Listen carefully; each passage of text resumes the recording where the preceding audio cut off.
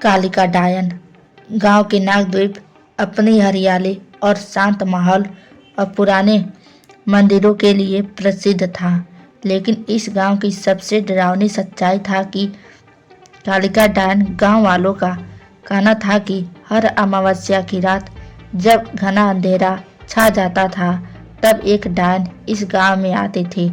जो भी उसकी परछाई में आ जाता वह या तो मर जाता या फिर हमेशा के लिए पागल हो जाता। यह कहानी है रवि, मोहन, सुरेखा और किरण की, जिन्होंने इस डायन की रहस्य को जानने को ठानी। लेकिन उन्हें यह नहीं पता था कि वे मौत के मुंह में जाने वाले हैं। गांव के बुजुर्गों के अनुसार 300 साल पहले इस गांव में एक लड़की कालिका रहती थी। वह बहुत सुंदर और दयालु थी, लेकिन गांव के तांत्रिकों को शक था कि वह जादू टोना जानती है। उन्होंने उस पर झूठा आरोप लगाकर उसे जिंदा जला दिया। मरने से पहले कालिका ने श्राप दिया, जिसने मुझे जलाया है उनके वंशज कभी चैन से नहीं रहेंगे।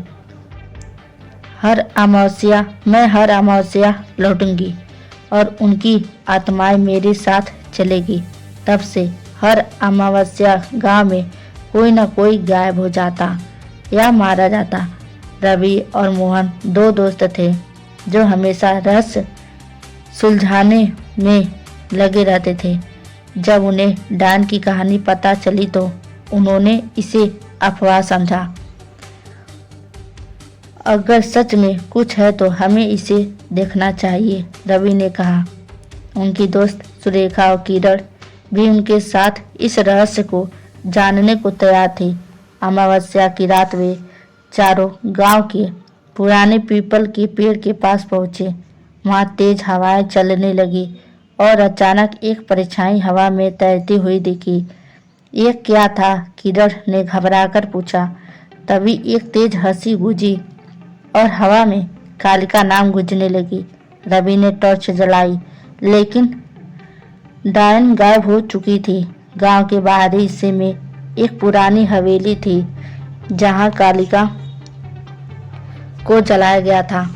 रवि और मोहन ने तय किया कि वे हवेली में जाकर डायन का सच जानने में हवेली में घुसते ही चारों और अजीब आवाजें सुनाई देने लगी।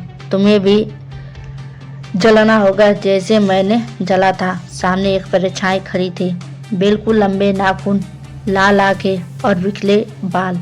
यह कोई और नहीं बल्कि कालिका की आत्मा थी। डायन ने हवा में हाथ उठाया और रवि और मोहन अचानक जमीन पर गिर पड़ा। मुझे कुछ दिखाई नहीं दे रहा, मोहन चीख रहा था।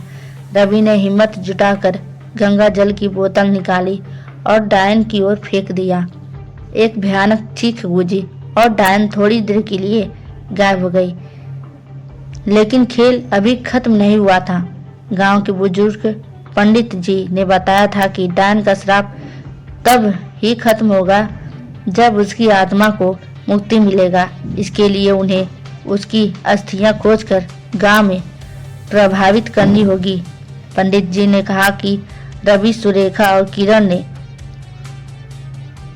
हिम्मत दिखाई और वापस भूतिया हवेली में गए। हवेली में उन्होंने एक पुराना लोहे का संदूक पाया जिसमें कालिका की अस्थि थी। लेकिन तभी डायन प्रकट हो गई और हवेली हिलने लगी। मुझे मत ले जाओ, डायन चीखी। रवि ने बिना समय गवाए अस्थियों को निकाला और भाग निकला। डायन ने किरण को पकड़ने की कोशिश की, लेकिन सुरेखा ने हनुमान चालीसा पढ़नी शुरू कर दी। डायन की शक्ति धीरे धीरे कमजोर पड़ने लगी। रवि और मोहन ने जैसे ही अस्थियां गंगा में प्रभावित किया, हवेली से एक जोरदार गर्जना सुनाई दी। डायन की आत्मा एक तेज रोशनी में बदल गई और हमेशा के लिए मुक्त हो गई। गांव के लोगों ने पहली बार अमावस्या की रात चैन की नींद सोई। रवि, मोहन, सुरेखा और किरण ने डर कर हराकर गांव को श्राप से मुक्त कर दिया था।